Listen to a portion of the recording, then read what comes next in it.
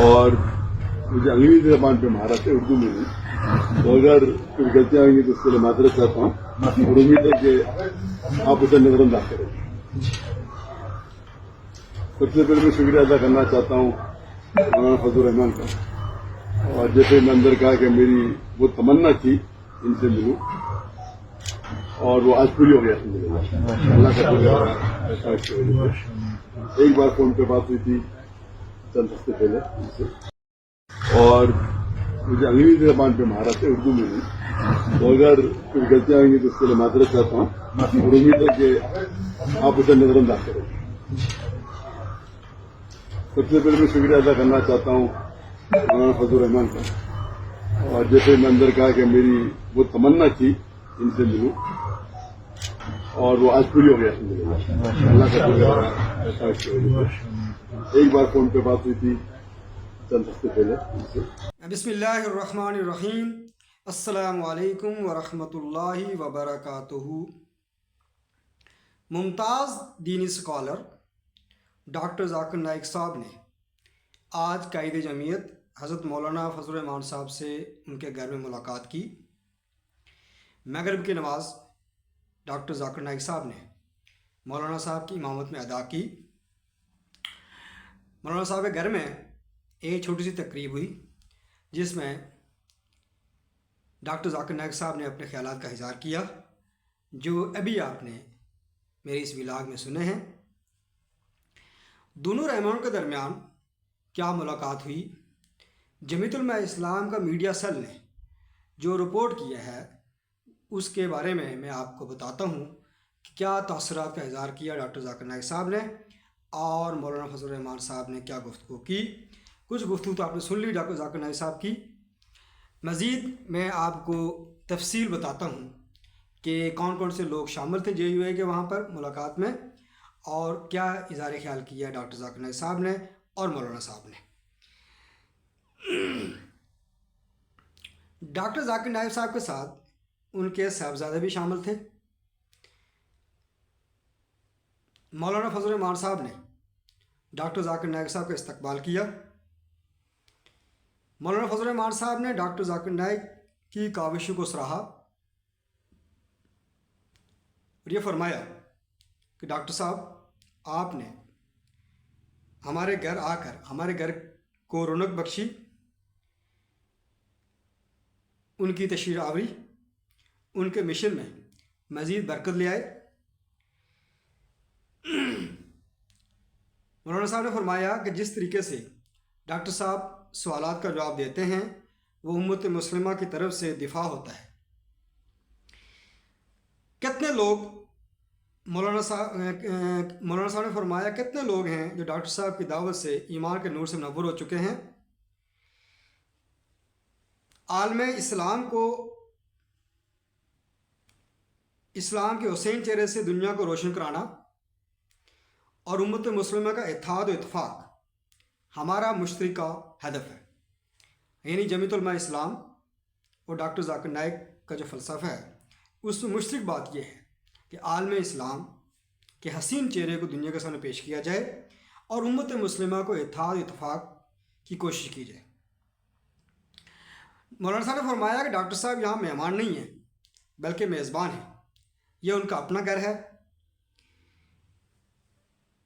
Doctor ذاکر صاحب نے فرمایا کل کچھ دوست ملنے آئے لیکن میں نے کہا میں نے سب سے پہلے مولانا فضل الرحمان صاحب سے ملوں گا۔ میرے نزدیک سب سے عام پیشہ ڈاکٹری کا تھا، پھر قرآن کریم کا ترجمہ پڑھا تو معلوم ہوا کہ سب سے اچھا پیشہ دعوت کا ہے، یہ ڈاکٹر صاحب نے فرمایا۔ مزید ڈاکٹر صاحب فرماتے ہیں کہ مولانا فضل الرحمان کی امت مسلمہ کے اتحاد کی کاوشوں کو سراہتا ہوں۔ مولانا فضل الرحمان صاحب کی رہائش گاہ میں اپنیت محسوس کرتا ہوں۔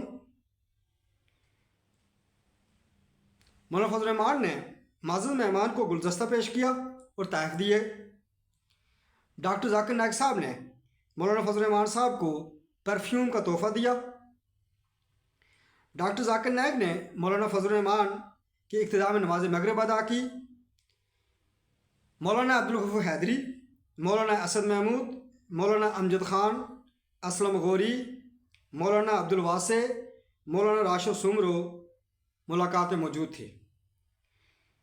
मौलाना मिसबाउद्दीन, नूर आलम खान, मौलाना महमूद शाह, मुफ्ती उवैस, मुफ्ती असद महमूद भी मौलाना साहब के हमरा थे। मीडिया सेल जमीयत उलमा इस्लाम पाकिस्तान। ये मुख्तसर गुफ्तगू जो मीडिया सेल ने शाये की वो मैंने आपके सामने बयान की है।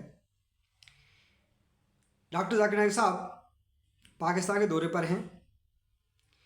मिशन 92 की तरफ से मैं एक तफसीलन वीडियो बनाऊंगा जिसमें डॉक्टर जाकिर नाइक साहब के हालात ज़िंदगी और उनका जो काम है तकाबले अदियान के हवाले से, कंपैरिजन रिलीजन के हवाले से जो उन्होंने काम किया है, चाहे वो ईसाईयत हो, यहूदियत हो, हिंदुइज़्म हो, सिखिज़्म हो, बुद्ध मत हो, तमाम मज़ाहिब के ऊपर इस्लामियत, इस्लाम की हक़ानियत साबित करने के लिए डॉक्टर जाकिर नाइक साहब ने पूरी दुनिया में ये पैगाम दिया, दावत दी।